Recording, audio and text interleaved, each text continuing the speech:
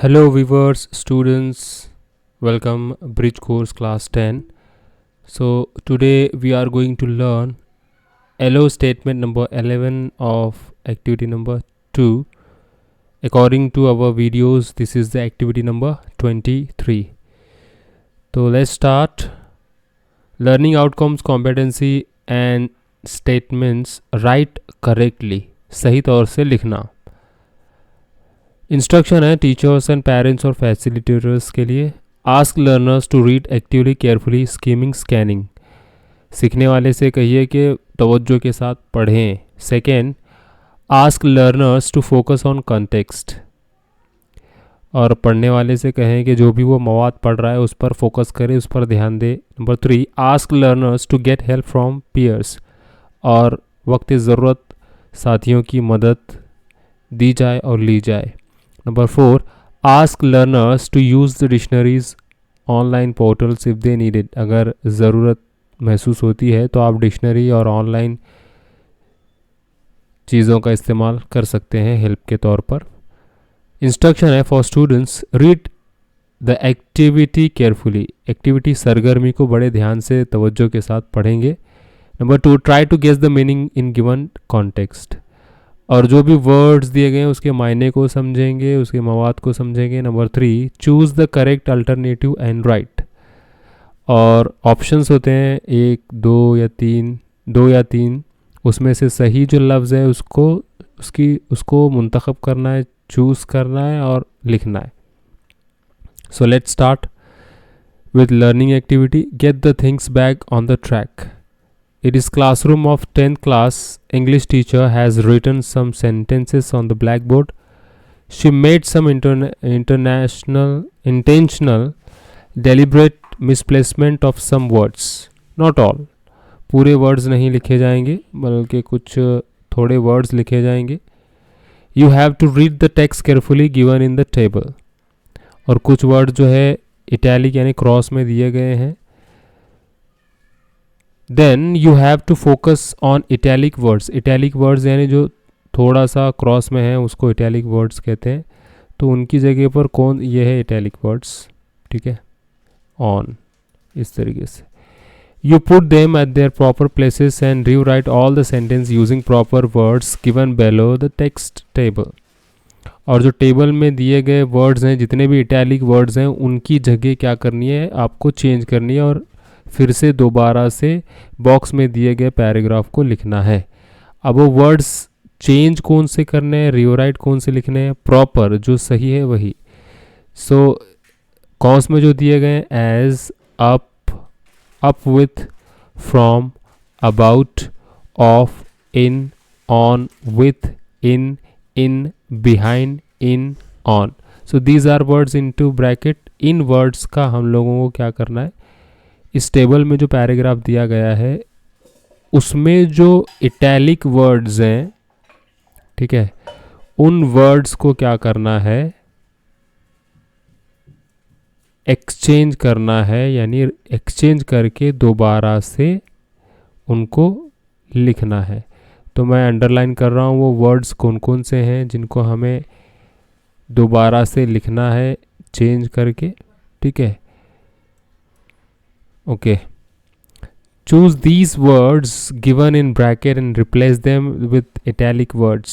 Italic words की बजाय इन cos में दिए गए इन words को लिखना है. Rewrite the text in the table. तो I am going to read the passage here. The chalk is across the table.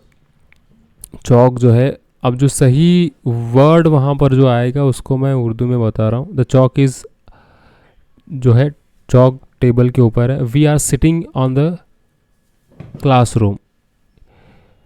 हम क्लासरूम में बैठे हैं. The dustbin is in to the door. The dustbin जो है दरवाजे के पास है. Mahesh try to write besides his notebook. The head master ask us present above the classroom imposters. The referee will observe and allot the rank in merit. The winners will be announced on next week. Our friends thinks to poster competition. They thought in it day and night. They took help in all their contacts. They come on in innovative ideas and executed them on well too. So मैंने passage अभी यहाँ पर पढ़ा और उससे जो words आएंगे answer यहाँ पर हम लोग देखेंगे. So this is the answers. The chalk is on the table. We are sitting in the classroom. The dustbin is behind the door. Mahesh tried to write in his notebook. The headmaster asked us present in the classroom with posters. The referees will observe that and allot the ranks on merit. The winners will be announced in next week. Our friends thinks about poster competition. They thought of it day and night.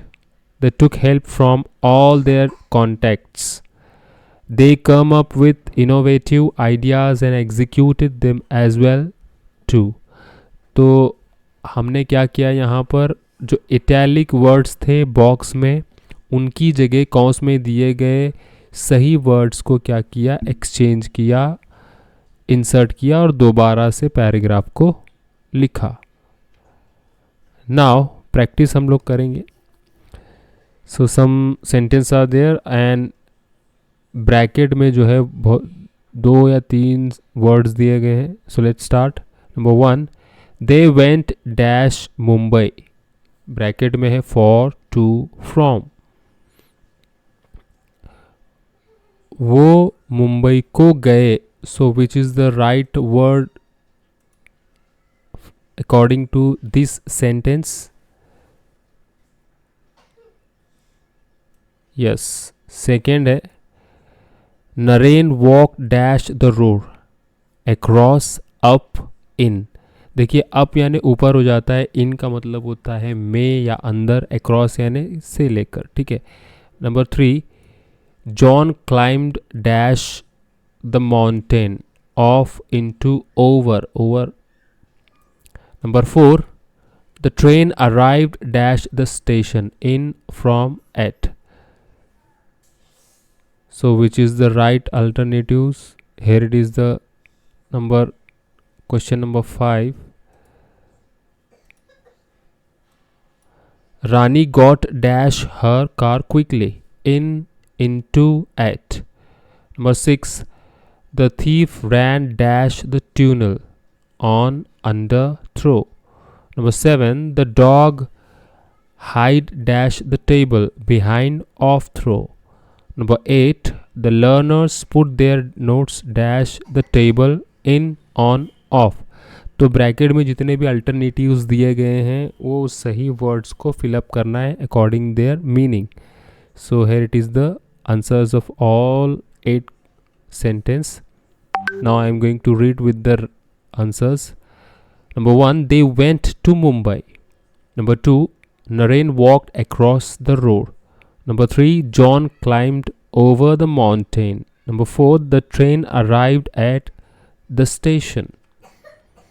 Number 5, Rani got in her car quickly. Number 6, the thief ran through the tunnel. Number 7, the dog hid behind the table. Number 8, the learners put their notes on the table. So these are 8 sentences. Now extension activity or parallel activity or reinforcement. Let's take a look. Strike off the inappropriate words from the given sentence. Inappropriate यानी जो मुनासिब नहीं है. Appropriate मुनासिब, inappropriate ना मुनासिब. तो 5 sentences दिए गए हैं और ऑब्लिग यानी जो सही वर्ड है उसको सिलेक्ट करके जो है हमें क्या करना है, वर्ड सही से सेंटेंस को दोबारा से लिखना है. तो first we will read all 5 sentence here. Number 1, we came to school by, from, on, बस.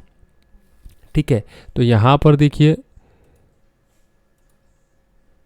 वी केम टू स्कूल, ये एज इट इज़ रहेगा, बाय आएगा या फ्रॉम आएगा या ऑन आएगा। हम स्कूल को आते हैं किसके ज़रिए, बाय बस, इस तरीके से। Now second, you come in for on. You, अब यहाँ पर इन फॉर ऑन में जो आएगा वो लिखना है, बाकी के जो है एक्सेप्ट कर छोड़ देना है। Number 3, did you come with in of the notes on off in project. Number 4, where are you on in from? Number 5, put that ball 2 in of the basket. So here it is the answers of all 5 sentences. We came to school by bus. Number 2, you come in. Number 3, Did you come with the notes on project? On. ठीक है. Number 4, where are you from? Number 5, put that ball in the basket. Now next activity, evaluation. Write the following sentence using the words given in the bracket. Bracket में जितने भी words दिए गए हैं उनको fill in the blanks में क्या करना है, भरना है, फिल अप करना है। On, between, among, of, over. Number 1, Ram is dash Manoj and Firoz. ठीक है, इसमें कौन सा आएगा देखेंगे हम लोग। Number 2, they sit dash the chairs. Number 3, Gopal switched dash his mobile. Number 4, the thief disappeared dash them. Number 5, Rohit hits a huge 6 dash mid off. Answer है, Ram is between Manoj and Firoj. Number 2, they sit on the chairs. Number 3, Gopal switch off his mobile. Number 4, the thief disappeared among them. Number 5, Rohit hits a huge 6 over mid-off. So this is the activity number 23. तो यहाँ पर दीक्षा app का QR code और ई content दिया गया है। Today I learned, तो आज हमने क्या सीखा, हमने सीखा प्रीपोजिशंस। तो जितने भी एक्टिविटीज़ हमने सॉल्व की हैं, सो दीज आर प्रीपोजिशंस जो जुमलों को जोड़ने का काम करते हैं। जैसे कि तारीफ़ यहाँ पर दी गई है, इट इज़ अ वर्ड और phrase that is use before a noun और प्रोनाउन। इसम या इसमें ज़मीर के पहले लगने वाले वर्ड्स को प्रीपोजिशंस हम लोग कहते हैं। टू शो प्लेस, ज़ाहिर किया जाता है उससे, प्लेस जगह को बताने के लिए, टाइम को बताने के लिए, डायरेक्शन को बताने के लिए, वगैरह वगैरह। तो इनको प्रीपोजिशंस कहते हैं। तो हमें ख्याल रखना है किन बातों का, I have to be very careful while writing. तो जब भी हम लोग इंग्लिश में तहरीर करते हैं, लिखते हैं, कोई भी पैराग्राफ या पैसेज अपने दिल से लिखते रहते हैं, तो उस वक्त हमें कौन सी बातों का एहतियात रखना है कि हम कौन सा प्रीपोजिशन कहाँ और कब कैसे यूज़ कर रहे हैं। इस एक्टिविटी से हमने जाना, तो हमें बहुत एहतियात बरतना है वाइल राइटिंग। पढ़ते वक्त हमें लिखते वक्त जो है इस बात का ख्याल रखना है। So this is the activity number 23। Thanks for watching.